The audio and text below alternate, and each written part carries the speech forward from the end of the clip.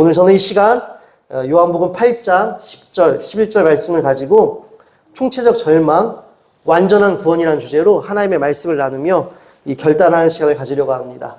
여러분, 이 총체적 절망, 여러분 우리가 절망의 순간들을 맞이합니다. 그런데 이 절망을 겪는 문제들이 하나, 두 개라면은 그래도 힘들어도 짊어지고 감당할 수 있고 어떻게 꾸역꾸역 감당해 나갑니다. 그런데 여러분, 이 고난과 절망의 문제들이 하나, 두 개, 세 개, 네 개, 여러분 엎친 데 덮친 격에 이러한 상황처럼 계속해서 우리 삶 가운데 발생이 되어진다면 여러분 어떠하실 것 같아요? 이 총체적이란 의미가 무엇입니까? 있는 것들을 하나로 묶음이에요.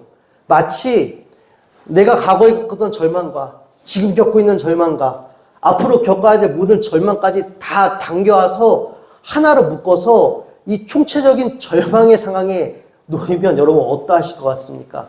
우리 무너지기도 하고 자포자기하기도 합니다. 근데 사실 이 총체적 절망의 순간들이 안 찾아오면 좋으련만 꼭 우리가 이 땅의 삶을 살아내는 동안 이 총체적 절망의 순간들이 도저히 숨을 쉴 수도 없고 막막하고 답답하고 아유 정말 이거 모르겠다 될 대로 되라 라는 이 자포자기의 심경에 이르는 이 총체적 절망의 순간들이 우리 가운데 올 수 있다는 것이에요.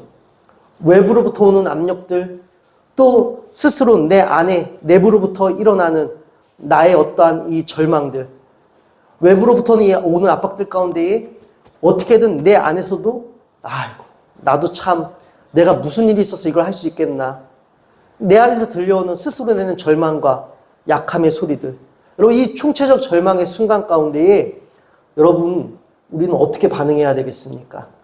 여러분 그냥 그대로 무너지시겠습니까? 무너지고 싶은 사람은 없어요.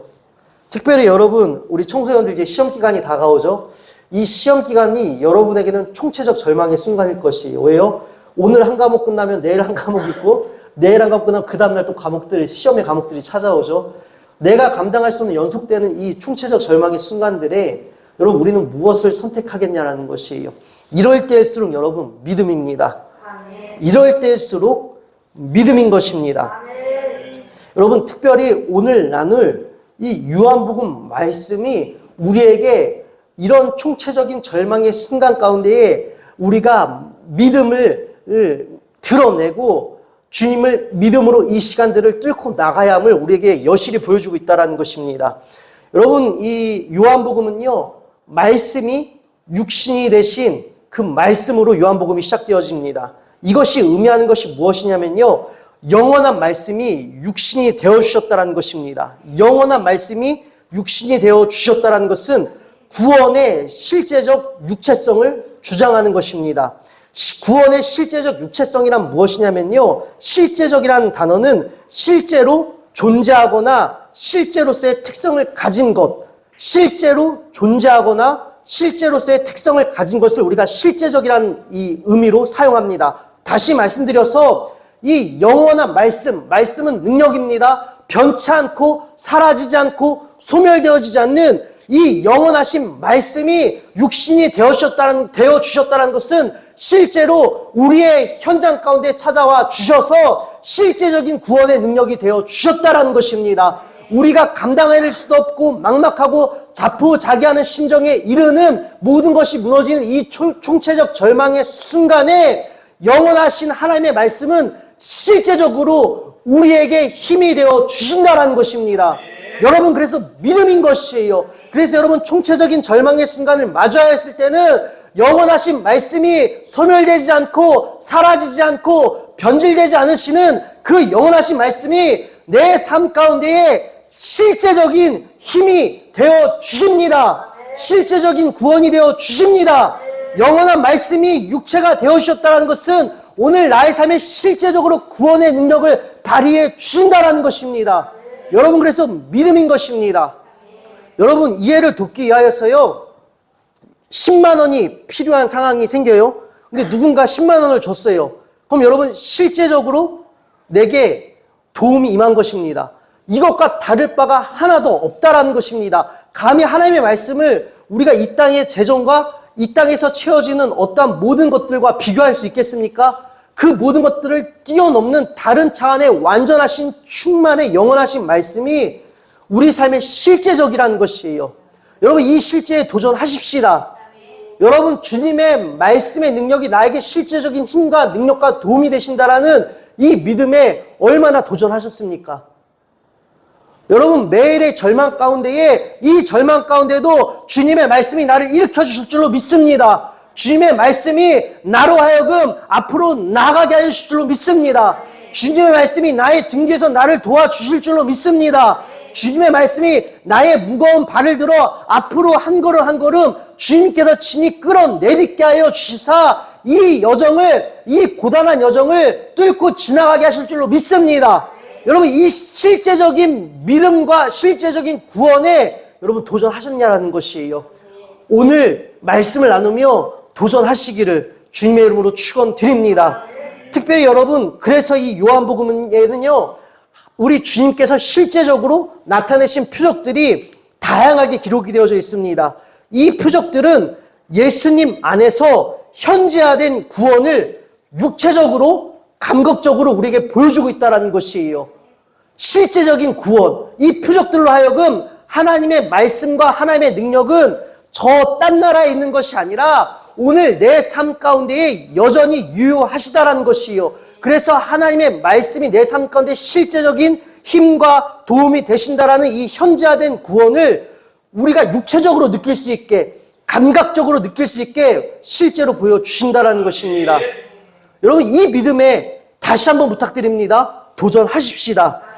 여러분, 그래서 우리가 해야 될 일은 무엇입니까? 우리 인간들은요, 이러한 표적들이 말씀을 통해 선포하는 구원을 얻기 위해서 믿음으로 그 표적들을 내 삶 가운데 일어날 것을 믿고 받아들이며 또한 이 표적들을 일으키신 예수님과 관계를 맺으셔야 하는 것입니다. 여러분, 예수님과 관계를 맺기를 결단하십시오. 주님, 제가 나의 총체적인 절망 가운데 헤어나오기 위해서 세상과 관계를 맺는 것이 아니라 우리 주님의 말씀은 실제적인 구원의 능력이 있으니 주님과 관계를 맺겠습니다. 더 주님께 기도하겠습니다. 주님을 의지하겠습니다. 더 주님께 기도하겠습니다. 주님과 관계 맺기를 힘쓰셔야 하는 것이에요. 주님과 관계를 맺기를 힘쓰실 때에 나로서는 어찌할 수 없는 일들이, 나로서는 상상할 수 없는 힘들이 여러분 삶 가운데 발휘되는 것을 반드시 경험하게 되실 것입니다. 여러분, 부족한 저도요, 이 놀라운 실제화된 구원의 능력을 늘 경험하고 있습니다. 상황은 바뀌지 않아요. 형편도 바뀌지 않습니다. 그러나 이 상황 가운데 삼켜지지 아니하고, 이 현상 가운데 삼켜지지 아니하고, 눌려지지 아니하고, 그럼에도 불구하고 믿음과 소망을 가지고 한 발 한 발 나갈 수 있는 것, 사람이 낼 수 있는 의지에는 한계가 있습니다. 그러나 우리 주님이 실제화된 나의 구원이 되어주시고 능력이 되어주시기에 저 역시도 한 발 한 발 나갈 수 있는 것이에요. 그래서 주님과 여러분 관계를 맺으셔야 하는 것입니다. 오늘 이 요한복음 8장을 통해 우리가 나누는 사건, 오늘 나눈 사건이죠. 음행 중에 잡혀온 여자가 용서를 받는 이 사건을 통해서 우리가 예수님과 관계를 맺는 일이 얼마나 중요한지를 오늘 그 말씀을 나누도록 하겠습니다. 오늘 본격적으로 말씀을 나누기 전에 여러분 이 믿음에 대해서 잠시 한 번 더 살펴보고 넘어가 보려고 합니다. 여러분, 요한복음 20장 30절부터 31절까지의 말씀을 보면요, 예수께서 제자들 앞에서 이 책에 기록되지 아니한 다른 표적도 많이 행하셨으나 오직 이것을 기록함은 너희로 예수께서 하나님의 아들 그리스도이심을 믿게 하려 함이요 또 너희로 믿고 그 이름을 힘입어 생명을 얻게 하려 함이니라. 아멘. 여러분, 제가 지금 이 오늘 설교를 시작하며 지금까지 말씀드린 모든 내용이요, 요한복음 20장 30절 31절에 다 들어가 있습니다.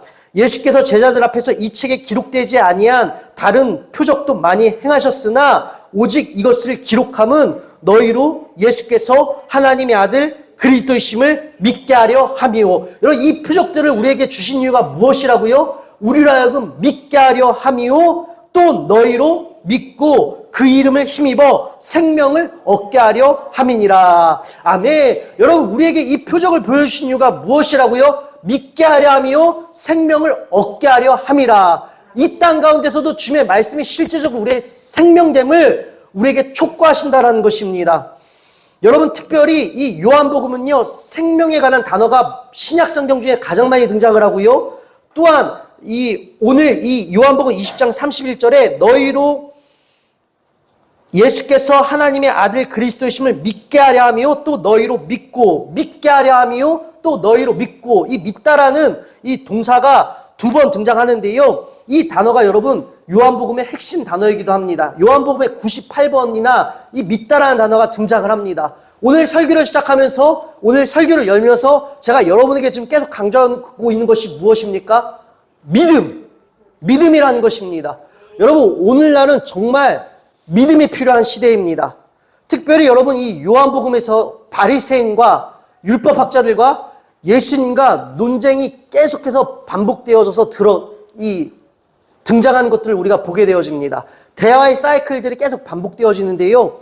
예수님께서는요, 그 바리새인과 유대인들과 율법학자들에게 율법의 구원이 있는 것이 아니라 오직 예수 그리스도를 믿음으로 영원한 생명을 얻는다는 것을 계속해서 말씀해 주시는데, 그들은 예수님을 거부합니다. 복음을 거부해요. 율법의 구원이 있다라고 계속해서 강조합니다. 그래서 유대인들과 이 믿음으로 초청하는 권유가 길면 길수록 유대인들과 점점 더 많은 격렬한 논쟁을 예수님께서 벌이시는데, 이 예수님과의 논쟁 가운데 유대인들은요, 예수님의 요구에 의의를 제기했고 불신한 가운데 예수님을 멀리했으며 예수님의 죽음을 노렸습니다. 여러분, 오늘날 시대가요, 오늘날 사회적 현상들이요, 당시의 바리새인들과 다를 바가 없다라는 것이요. 왜요? 예수님께서 계속 그들에게 복음을 소개해 주시고 복음을 보여주셨는데 그들은 예수님의 이 믿음의 요구에 의의를 제기했다라는 것이요. 오늘날 사회적 현상들을 보십시오. 우리 기독교가 얼마나 많이 공격을 받습니까? 얼마나 많은 사람들이 이 복음의 의의를 제기합니까? 뿐만 아니라 불신한 가운데 그를 바리새인들이 예수님을 멀리한 것처럼 오늘날 세상은요, 불신한 가운데 교회를 멀리합니다. 뿐만 아니라 당시에 바리새인들이 예수님을 죽이려고 노렸던 것처럼 오늘날 사회적 현상들을 보십시오. 교회에서 무슨 일 하나만 터지면 득달같이 달려들어서 우리 교회가 망하기를, 우리 교회가 주저앉기를 누구보다도 원하고 갈망하는 이 시대 가운데 살고 있다는 것이에요. 여러분, 우리가 직설적으로 나눠보십시다. 솔직하게 툭 터놓고, 여러분, 우리가 인생 사는 거 힘들어요. 우리 몸 하나 건사하는 것, 우리 가정 하나 건사하는 것 힘든 상황 가운데에 오늘날 사회적 형상들이 반기독교적 이 사회적 형상 가운데에 내 몸 하나 건사하기 이 힘든 시대 가운데에 엎친 데 덮친 격으로 사회적 현상마저도 당시의 바리새인들처럼 복음을 적극적으로 거부하고 의의를 제기하고 오히려 우리가 망하기를 원하는 이 시대 가운데에 여러분, 우리가 얼마나 힘들겠냐라는 것이에요. 이 시대 가운데 믿음을 지키는 것이 얼마나 힘들겠냐라는 것이에요. 그래서 역설적으로 오늘날 이 시대는요, 믿음이 정말 필요한 시대라는 것이에요. 그래서 여러분, 더 믿으셔야 하는 것입니다. 더 선포하셔야 되는 것이에요. 예수님은 실제적인 나의 삶의 구원이 되어 주십니다. 예수님은 실제적인 나의 삶의 구원이 되어 주십니다. 나의 실제적인 힘이 되어 주십니다. 도움이 되어 주십니다. 능력이 되십니다. 의심하지 않겠습니다. 믿음과 나의 삶을 구분하여 별개로 떼어놓아서 주님 앞에 주일날 나와서 아멘 아멘 하지만 다시 한 주간 세상 가운데서는 세상과 관계를 맺는 것이 아니라 오늘 이 자리에서 주님을 믿겠습니다 고백하고 결단한 것처럼 세상 속에서도 세상과 관계를 끊어내고 오직 어떠한 소리와 수근거림과 시선과 의심에도 불구하고 주님만 의지하겠습니다. 끝까지 주님만 구하겠습니다. 이 믿음이 필요한 시대라는 것이에요. 이 믿음 가운데 반드시 주님께서 여러분에게 힘을 주십니다. 여러분, 오늘 말씀을 보십시다. 가늠하다 잡혀온 여인이 등장을 합니다. 이 요한복음 8장이죠. 오늘 말씀. 그래서 1절부터 보면 예수는 갈람산으로 가시니라. 아침에 다시 성전으로 들어오시니 백성이 다 나오는지라. 앉으사 그들을 가르치시더니. 여러분, 예수님의 복음 전환 가운데 많은 이들이 반응하여서 이제는 복음을 듣기 위하여 이른 아침부터 이 예수님께 말씀을 듣기 위하여 수많은 사람들이 모여들고 있습니다. 그때 여러분 3절이요. 서기관과 바리새인들이 음행 중에 잡힌 여인을 끌고 와서 가운데 세우고 예수께 말하되 선생이여 이 여자가 가늠하다가 현장에서 잡혔나이다. 모세는 율법에 이러한 여자를 돌로 치라 명하였거니와 선생은 어떻게 말하겠나이까. 아멘. 가늠하다 잡혀온 여인이 등장을 합니다. 여러분, 간음은요, 모든 율법의 근본으로 여겨지던 10계명 중 제7계명을 하나님께서 정하신 이 신성한 결혼 생활을 보호하기 위해 간음으로 인해 더럽혀진 것을 금하고 있다는 것이에요. 10계명 중에 제7계명은요, 간음하지 말라입니다. 모든 율법의 근본이 되는 10계명 중에 7계명 중에 간음하지 말라라는 이 말씀이 기록된 것은요, 결혼이라는 제도를 하나님께서 정하신 신성한 최초의 하나님께서 주신 교회라는 것이에요.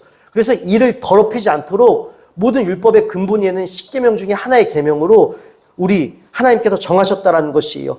뿐만 아니라 율법은 이 같은 범죄, 간음하는 범죄를 아주 사악한 범죄로 규정하여서요, 최고 엄정한 형벌인 이 즉석에서 돌로 쳐 죽이는 형벌에 처하도록 하였습니다. 신명기 22장 20절 말씀에 보면 이 간음하다 잡힌, 현장에서 잡힌 남녀는요, 바로 현장에서 돌을 던져 직절 심판하도록, 이처럼 하나님께서 매우 가증스럽게 여기는 이 죄가 간음이었다라는 것이에요. 근데 여러분, 하나님께서 그렇게 가증스럽게 여기시는 그 간음을 하다가 여러분 현장에서 잡혀온 여인이 오늘 등장을 합니다.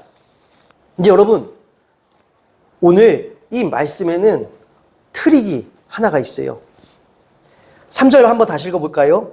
서기관들과 바리새인들이 음행 중에 잡힌 여자를 끌고 와서 가운데에 세우고, 여러분, 음행 중에 잡힌 여자를 데리고 와서 지금 예수님께 세웠는데, 이 여자를 데리고 온 자들이 누구입니까? 바리새인과 서기관들이었습니다. 주 1세기 마지막 10년 동안 유대인들의 기득권을 잡은 자들은요, 이 바리새파인들과 사두개인들 중에 바리새파 사람들이었습니다. 그래서 기득권을 잡은 이 바리새파 사람들이 회당에서 율법을 가르치는 일들을 도맡았는데요.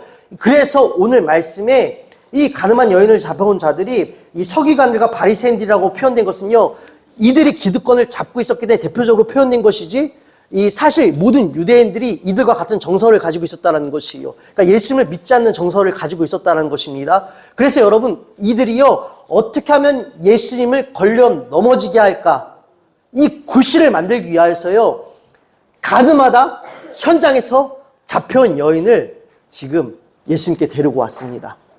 근데 여러분, 분명 율법에서는요, 가늠한 남녀 둘 다 즉석에 바로 그 자리에서 돌로 쳐 죽이라고 율법은 기록하고 있습니다. 근데 여러분, 오늘 여기에 상대방이 없어요. 여인만 등장을 합니다. 남자는 온 데가 없어요. 그리고 여러분, 유대인들이요, 어떠한 한 사람을 범인으로 특정하기 위해서는요, 확정하기 위해서는요, 2명의 증인이 필요했습니다. 2명의 증인이 필요했다는 것이에요. 근데 여러분 한번 상상해 보십시다. 이 가늠한 여인이요, 현장에도 잡혀왔대요. 그럼 여러분, 이 가늠한 여인이요, 지금 현장이라는 것은 현장에서 이 간음의 행위가 벌어지고 있었다는 것입니다. 여러분, 이 간음의 행위가 벌어지고 있는 것을 어떻게 2명이나 되는 사람이 우연히 목격하겠습니까? 이것은 이들이 서로 짜고 치는 고스톱처럼 예수님을 고발하기 위해 덫을 친 것이었습니다. 그래서 이 어떠한 한 여인을 속이고 이 여인을 간음의 현장에 집어넣어서 이 여인이 간음하도록 넘어가게 만들고, 현장이 즉시로 발견되자 2명의 방관하였던 이 증인이요, 이 여인을 즉시로 현행범으로 잡아 예수님께 끌고 갑니다. 여러분, 여기에 남편이 등장하지 않잖아요. 그럼 이 남편도 이 일에 동조되었을 가능성이 매우 크다라는 것이에요. 여러분, 다시 말씀드려서 이 여인이 간음한 행위는 잘못되었지만, 여러분, 이 여인은요, 바리새인과 서기관들이 예수님을 잡기 위해 쳐놓은 덫에 걸렸다라는 것입니다. 여러분, 이 여인의 모습에 오늘 집중하고자 합니다. 여러분, 이 여인은 얼마나 절망적이었을까요? 얼마나 남편에게 배신감을 느꼈을까요? 또한 여러분, 이 여인은 지금 현행범으로 잡혔습니다. 이 여인도 율법을 알았을 것입니다. 지금 내가 돌에 맞아 죽을 위기에 처해져 있습니다. 뿐만 아니라 여러분, 이 여인의 삶을 한번 더듬어 보았습니다. 이따가 결론부에 나눌 말씀이지만 이 요한복음 8장 11절 말씀에 보면 대답하되 주여 없나이다. 예수께서 이르시되 나도 너를 정죄하지 아니하노니 가서 다시는 죄를 범하지 말라 하시니라. 예수님께서 이 여인에게 가서 다시는 죄를 범하지 말라 하시니라 라고 되어져 있는데, 이 말씀의 헬라어 어원으로 보면 현재 명령형으로 기록되어져 있습니다. 현재 명령형은 계속 혹은 반복적의 의미를 갖습니다. 여러분, 계속 혹은 반복적의 의미를 갖는다는 것은 이 여인에게 다시는 가서 똑같은 간음을 저지르지 말라고 했다는 것은 이 현재 명령형의 어원을 살펴보아 이 여인이 간음의 이 횟수가 이번 한 번이 아니었다는 것을 우리가 유추할 수 있다는 것이에요. 그럼 여러분, 한번 우리가 더듬어 보십시다. 이 여인은 간음을 이번이 최초가 아니라 그녀의 삶 가운데 수시로 일어났다는 것이에요. 이 여인은 여러분 약혼자 혹은 기혼자였습니다. 당시에 내려온 디다케라든지 여러 문서들과 말씀들을 추론하여 봤을 때 이 여인은 약혼자 혹은 기혼자라고 우리가 추정할 수가 있어요. 약혼자가 되었든 기혼자가 되었든 내가 결혼할 남편이 있습니다. 또한 결혼한 남편이 있습니다. 여러분, 이 여인이요, 남편에게 충분한 사랑을 받았다면 여러분 바람을 필까요? 이 여인은 남편에게 충분한 사랑을 받지 못했습니다.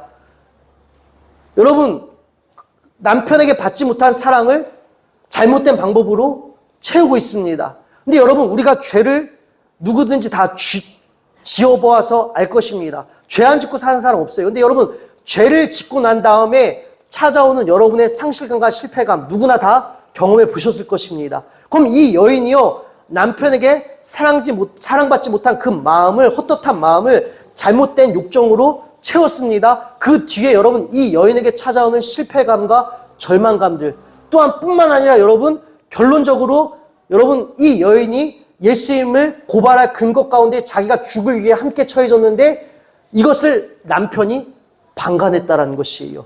넘겼다라는 것입니다. 사랑받지 못함, 또한 남편에게 향한 배신감 뿐만 아니라 여러분, 이 여인은 하나의 수모품으로 예수님을 고발할 하나의 수단으로 이용당했습니다. 이 여인의 삶이야말로 여러분 총체적인 절망의 상황이 아니겠습니까? 왜요? 기구한 여인의 삶, 죄를 졌다는 실패감과 절망감, 그 가운데 남편이라는 작자는 자기를 배신했어요. 그리고 당장 죽을 위기에, 그냥 죽음도 아니고 가장 치욕스럽게 죽을 위기에 처해져 있습니다. 그리고 모든 사람들이 노려보는 가운데에 예수님 앞에 자기의 편 하나도 없이 홀로 서 있습니다.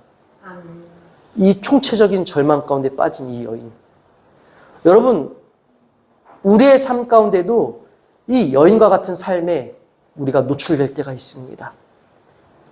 이 총체적인 절망 앞에서 감히 우리가 그 상실감과 절망을 더듬어 볼 수도 없는, 헤아릴 수도 없는 이 깊은 절망감에 빠진 여인을 앞에 두고 이 바리새인들이요, 예수님께 질문합니다. 4절이요. 예수께서 말하되 선생이여, 이 여자가 간음하다가 현장에서 잡혔나이다. 여러분, 이 바리새인들이요, 참으로 간사합니다. 예수님을 존경해서 선생님이라고 표현한 것이 아니라 당시 이 랍비를 선생님이라고 표현합니다. 어떤 사람들이요, 랍비에게 질문을 해요. 근데 랍비가요, 그 질문에 대해 회피하는 것을 가장 수치스러운 행동으로 여겼다라고 합니다. 왜요? 당시 랍비는 지혜자들이었기 때문에 어떠한 질문이 들어왔을 때 대답을 못하는 것을 가장 수치스러운 행동으로 여겼다라는 것이요. 다시 말씀드려서 이들이 선생이라는 호칭을 쓰면서 예수님께 질문을 던진 것은 당신이 이거 대답 못하면 당신이 어리석다는 것을 증명하게 되는 것입니다. 예수님을 지금 코너로 몰아가고 있습니다. 그러면서 뭐라고 질문했다라고요? 이 여자가 간마다 현장에서 잡혔나이다. 모세는 율법에 이러한 여자를 돌로 치라 명하였느냐? 선생은 어떻게 말하겠나이까? 여러분, 이 바리새인과 서기관들이요, 예수님을 지금 꼭 대답하실 수밖에 없는 코너로 몰아가고, 여기서 한 번 더 빠져나갈 수 없는 코너로 예수님을 완전히 몰아갑니다. 만약에 여러분, 예수님께서 율법에 의거한 것처럼 이 여인을 돌로 쳐서 죽여라 라고 하면은, 지금까지 예수님께서 율법이 아니라 이제 새로운 율법을 완성케 하신 예수님, 내가 왔다. 또한 예수님께서 선포하시고 보여주신 자비와 사랑과는 전혀 반대가 되는 처형이라는 것이에요. 그럼 여러분, 예수님께서 이 여인을 돌로 쳐서 죽여라 라고 말씀하시면 지금까지 하신 예수님의 사역을 스스로 부정하게 되는 것이고, 만약에 돌로 쳐서 죽이지 마라 라고 하면요, 여러분, 당시에 로마 시대에 예수님께서 이 로마를 적대하는 것과 다름없는 행위였다라고 합니다. 왜냐하면 당시의 모든 사형 집행권과 이 처벌권에 대해서는요, 로마 시민들만 가지고 있었다라고 합니다.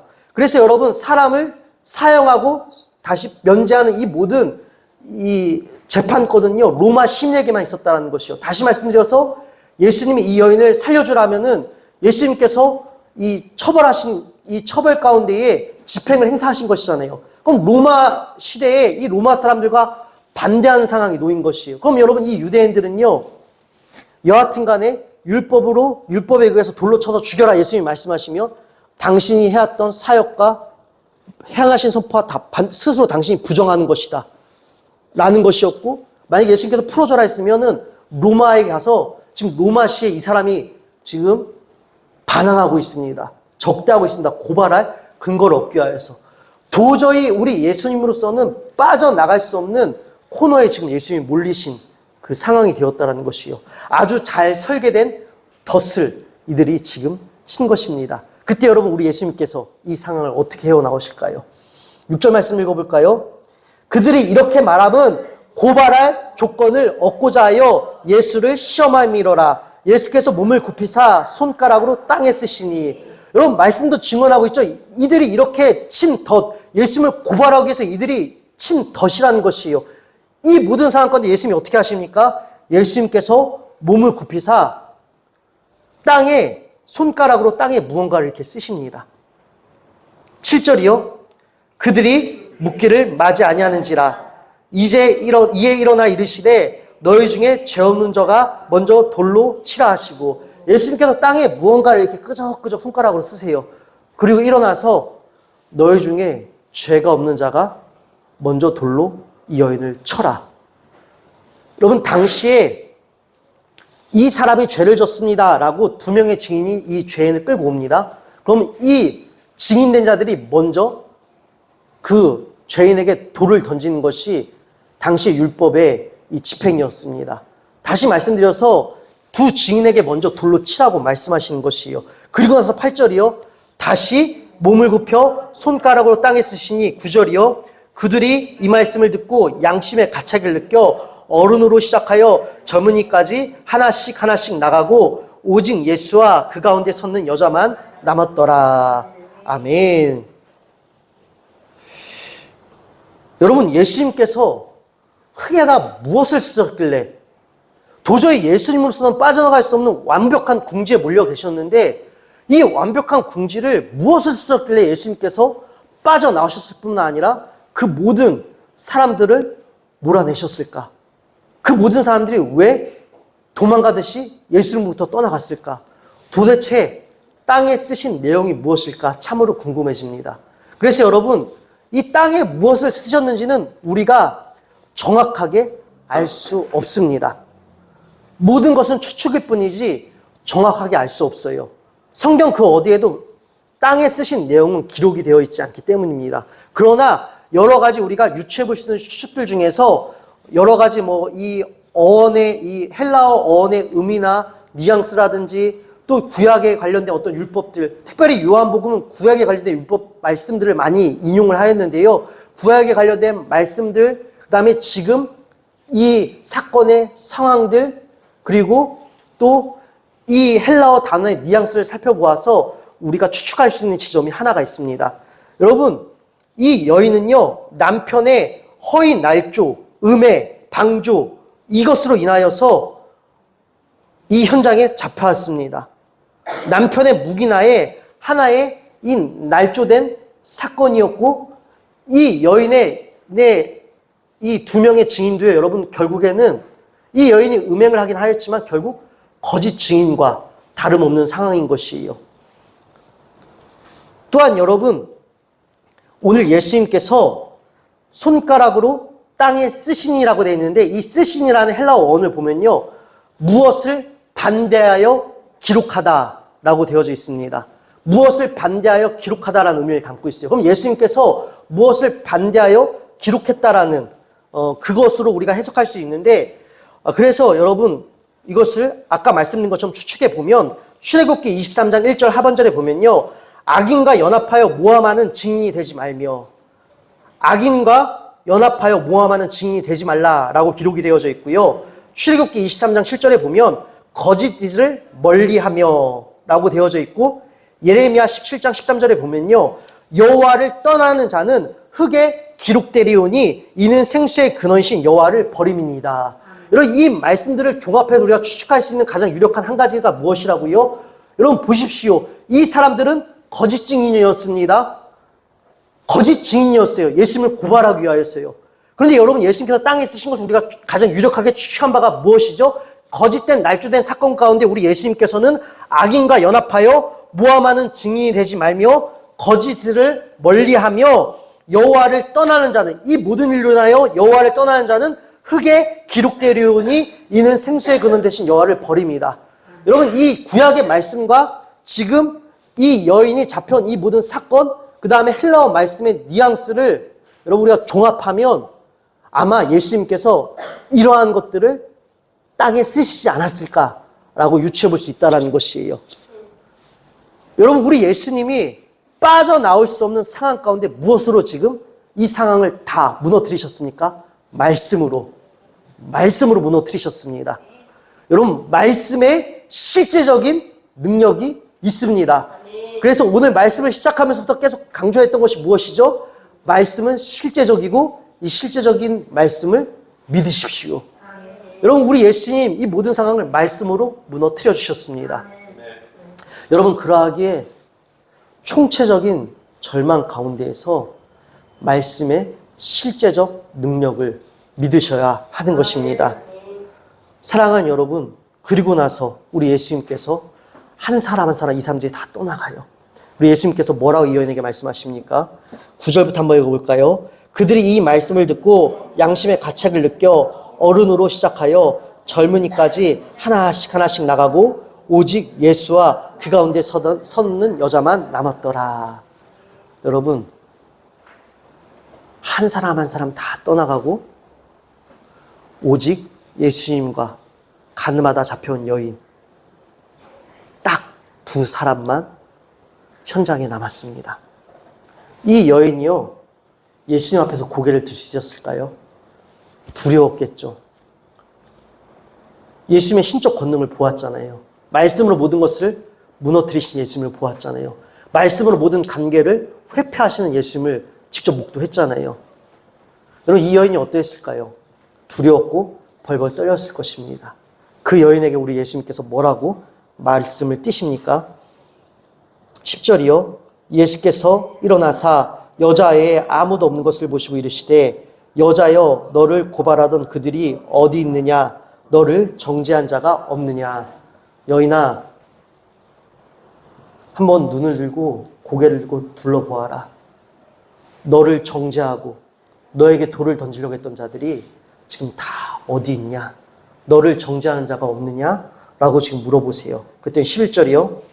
대답하되 주여 없나이다. 예수께서 이르시되 나도 너를 정죄하지 아니하노니 가서 다시는 죄를 범하지 말라 하시니라. 아멘. 여인아, 너를 정죄하던 자들이, 너를 죽이려고 했던 자들이 다 도망갔지? 나도 너를 정죄하지 않는다. 다시는 가서 죄를 짓지 말아라. 여러분, 나는 너를 정죄하지 않는다. 여기에 매우 깊고 깊고 다양한 의미가 담겨져 있습니다. 이것을 아주 짧고 굵게 오늘 말씀의 결론부로 제가 3가지만 다루고 오늘 말씀을 마치도록 하겠습니다. 여러분, 예수님께서 나도 너를 정죄하지 않는다라고 말씀을 주셨어요. 나도 너를 정죄하지 않는다. 너는 죄가 없다, 의롭다 선언해 주신 것입니다. 근데 여러분, 여기서 우리가 한 가지 중요하게 짚어볼 지점이 있습니다. 여러분, 예수님께서 이 여인에게 처벌을 내리셨을까요? 안 내리셨을까요? 우리는 예수님께서 이 여인에게 어떠한 처벌도 안 내리신 것처럼 우리가 봅니다. 그러나 아니요. 예수님은요, 이 여인에게 처벌을 내리셨습니다. 그것을 어찌할 수 있냐면요.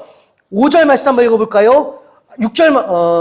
7절 말씀 읽어보도록 하겠습니다. 그들이 묻기를 맞이 아니하는지라 이에 일어나 이르시되 너희 중에 죄 없는 자가 먼저 돌로 치라 하시고, 너희 중에 죄 없는 자가 먼저 돌로 치라 하신 것은요, 모세의 율법에 의거해서 그들에게 도전하셨다는 것입니다. 다시 말씀드려서 가늠한 이 행위 자체는 잘못되었다는 것이요. 이 여인의 삶이 어떠했든지 간에, 이 가늠의 현장에 어떻게 끌려왔든지 간에, 어떻게 이 관계에 넘어갔든지 간에, 물론 불쌍하지만 가늠한 그 자체는 죄라는 것입니다. 그래서 이 죄에 대한 책임은 받아야 하지만 나도 너를 정죄하지 않는다. 이것은 무엇입니까? 예수님께서 죄를 사하셨다는 것입니다. 여러분, 우리 예수님께서는요, 이 말씀을 통해 간음을 가볍게 여기신 것이 아니라 죄를 가볍게 여기신 것이 아니에요. 봐라, 간음해도 괜찮아, 바람 펴도 괜찮아, 다 바람 피고 회개하면 돼. 이래서 이 말씀 주신 것이 아니라는 것입니다. 죄에 대한 책임은 분명하다라는 것이에요. 그러나 그 죄에 대한 책임을 어떻게 하셨습니까? 십자가에서 우리에 대한 죄를 다 해결해 주셨습니다. 우리가 우리의 죄로 인하여 처벌받아야 합니다. 여러분, 우리가 이 땅 가운데서도 세상법에서도 우리가 도적질하고 물건을 파손해요. 그럼 누가 처벌받습니까? 내가 처벌받습니다. 그러나 여러분, 우리가 이 영적인 죄들, 이 모든 죄들, 이 땅에서 처벌받을 수 없는 것들, 결국은 주님 다시 오시는 날 내가 처벌받아야 되는 것들이에요. 나의 죄니까. 이것을 누가 해결해 주셨습니까? 예수님께서 십자가에서 해결해 주셨습니다. 우리가 받아야 될 죄의 처벌들을 예수님께서 십자가에서 해결해 주셔서 내가 해결해 주었으니 너는 죄가 없다라는 것입니다.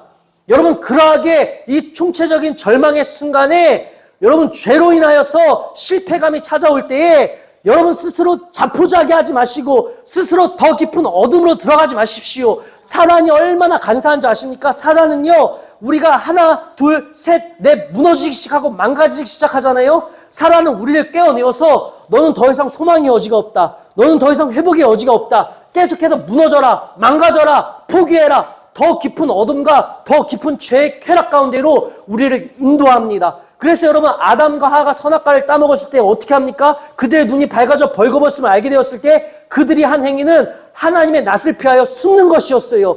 이것이 사단이 기뻐하는 일이라는 것입니다. 여러분, 그러나 그 모든 것이 망가져 있는 그때에, 내가 스스로 실패감과 절망감에 빠져 있는 그때에, 나로서는 도저히 어떻게 할 수 없는 그때에, 여러분, 그 상황을 여러분 부활의 관점으로 바라보십시오. 여러분, 요한복음에서는요, 특별히 요한복음 저자는요, 예수님의 십자가 죽음을 부활의 관점에서 바라봅니다. 여러분, 십자가의 죽음을 십자가로서부터 우리가 시선을 시작하면 고통의 자리, 아픔의 자리, 슬픔의 자리, 비통의 자리입니다. 주님이 이 죄인을 위하여 어찌하여 죽으셨습니까? 물론 감사의 자리이기도 하고 은혜의 자리이기도 하지만 비통과 슬픔과 고통의 자리입니다. 그러나 부활의 관점에서 여러분 본다면 그 자리는 어떤 자리입니까? 예수님께서 십자가에서 죽으셔야지만이 부활을 하실 수 있었습니다. 다시 말씀드려서 십자가 죽음을 통과하셔야지만이 부활을 이루실 수 있다는 것이에요. 그래서 부활의 관점에서 본다면 십자가의 자리는 우리 예수님께서 다시 하나님 아버지께로 귀환하는 자리이신 것이고, 또한 다시 십자가의 자리는 부활의 관점에서 본다면 권능의 자리에 올려지시는 자리인 것이에요. 그냥 슬픔과 고통과 죽음의 자리가 아니라 부활의 관점에서 본다면 그 자리는 다시 우리 하나님 예수님께서 아버지께로 귀환하시는 것이고 다시 그 완전하신 권능의 자리로 올려주신다는 것입니다. 우리도 마찬가지예요. 여러분, 우리도 우리의 삶의 이 총체적인 고난의 순간을 부활의 관점에서 바라보셔야 한다는 것입니다. 플러스 십자가의 관점에서 바라보셔야 한다는 것이에요. 주님, 내가 실패했습니다. 주님, 제가 죄를 지었습니다. 주님, 그래서 저는 포기하고 싶은 마음들 들고 도대체 저에겐 어떠한 소망도 없는 것 같습니다. 그때 여러분의 고통의 관점을 사단의 관점에서 나의 생각으로 판단하고 바라보는 것이 아니라 십자가에서 바라보자라는 것이에요. 부활해서 바라보자라는 것이에요. 왜요? 나의 죄가 어디에서 시름받았습니까? 십자가에서. 그래서 여러분이 총체적인 절망의 순간에 십자가에서 여러분의 고통과 실패를 바라보시면 나는 실패했고 나로서는 일어날 수 없고 절망이고 죽음이지만 예수님께서 이 죄인을 위해 값없이 어떠한 조건도 없이 죽어주셨습니다. 어떠한 것도 우리에게 요구해 주지 않으셨습니다. 그 값없는 은혜로 제가 다시 시작하겠습니다. 다시 죄를 끌어내고 다시 시작하겠습니다. 또한 이 절망의 자리도 부활의 관점에서 바라보자라는 것이요. 우리 예수님께서 문 여실 절망이 무엇이 있겠습니까? 그 굳게 닫힌 사망의 돌도 굴리시고 무덤을 열고 나오셨는데 문 여실 절망이 어디 있겠냐라는 것이에요. 그러게 사랑하는 여러분, 다시는 죄를 짓지 말아라. 이 말씀은요, 너 이제 깨끗해졌어. 다시 새롭게 살아라. 이 말씀인 것이에요. 다시 새롭게 시작하라라는 것이에요. 여인아, 나도 너를 정죄하지 않아. 너 여태까지 수많은 사람들이 너를 죄인이라고 했지, 너 가늠한 여인이라고 했지, 아니야. 너는 오늘부로 지금부터 나도 너를 정죄하지 않노니 너는 오늘부로 지금부터 완전히 새롭게 되었어. 그러니 이제 가서 다시 새롭게 시작하면 돼. 회개와 새 출발의 의미라는 것입니다. 나도 너를 정죄하지 않으니 가서 다시는 죄를 범하지 말라. 이것은 다시 새롭게 시작하라는 것이에요. 여러분, 새롭게 우리가 총체적인 절망 가운데 누구나 새롭게 시작하고 싶잖아요. 그러할 때는요, 십자가의 관점에서 여러분의 절망을 바라보시고 부활의 관점에서 바라보십시오. 여러분, 두 번째, 그것이 무엇입니까? 반복되어지는 주제지만요, 십자가에서 이루신 해방의 은혜를 선포하십시오. 우리 예수님 십자가에서 우리에게 이루신 일이 무엇입니까? 새 창조와 화해와 해방입니다. 첫 번째 부분과 맞물리죠. 새 창조. 여인아, 너 가서 다시는 죄를 짓지 말아라. 너 완전히 새롭게 되어졌어. 어떠한 흉터도 상처기도 남지 않았어. 너 완전히 새로워졌으니까 이제 다시 새롭게 출발하면 돼. 새 창조의 역사를 십자가에서 이루어주셨습니다. 뿐만 아니라 하나님과 죄로 인하여, 우리의 죄로 인하여 하나님과 원수되었던 우리를 화해하여 주시고 모든 죄의 권세로부터, 모든 이 절망으로부터 우리를 해방하여 주셨습니다. 나도 너를 정죄하지 않노니 가서 다시는 죄를 짓지 말아라. 너를 올가매고 있는 모든 것들부터 너는 해방되었다. 해방을 선언해 주신 것입니다. 그리고 마지막 세 번째, 여러분, 총체적 절망 앞에서는요, 복음의 능력을 믿으십시오. 복음의 능력은 우리를 에워싸고 있는 절망이 무엇이든지 반드시 틈을 내시고 깨트리시고 마침내는 살 길을 내어주십니다. 오늘 말씀의 주제가 무엇입니까? 여러분, 총체적 절망, 완전한 구원. 우리는 늘 총체적 절망 가운데 빠져 있지만 이 총체적 절망 가운데 빠져 있는 우리 앞에 완전한 구원이신 예수 그리스도가 계십니다. 그 예수 그리스도를 믿으시고 기도로 관계를 맺으십시오. 예배로 관계를 맺으십시오. 믿으세요. 그리고 기억하십시오. 총체적인 절망 앞에서 새롭게 시작하고 싶으십니까? 십자가의 관점에서, 부활의 관점에서 바라보시고 십자가에서 나를 해방하여 주신 것을 믿으시고 무엇보다도 복음의 능력을 믿으십시오. 말씀의 능력을 믿으십시오. 우리의 절망이 무엇이든지 반드시 틈을 내시고 깨트리시고 산산조각 내셔서 우리로 하여금 다시금 생명의 빛을 보게 하시고 이 땅에서 하루하루 오히려 꿈과 소망과 비전을 가지고 나가게 하실 줄로 믿습니다. 그러하게 사랑하는 여러분, 길과 진리와 생명 되시는 예수 그리스도를 믿으십시오. 진리를 알지니 진리가 너희를 자유케 하리라. 여러분, 진리는 십자가의 복음입니다. 십자가의 복음이 이 여인을 자유케 하여 주셨습니다. 그 십자가의 복음이 나도 오늘 자유케 하여 주실 것을 믿으십시오. 그러하게 오늘 히브리서 10장 19절 20절 말씀 같이 선포하고 말씀 마치도록 하겠습니다. 히브리서 10장 19절부터 20절까지의 말씀입니다. 히브리서 10장 19절부터 20절까지의 말씀이에요.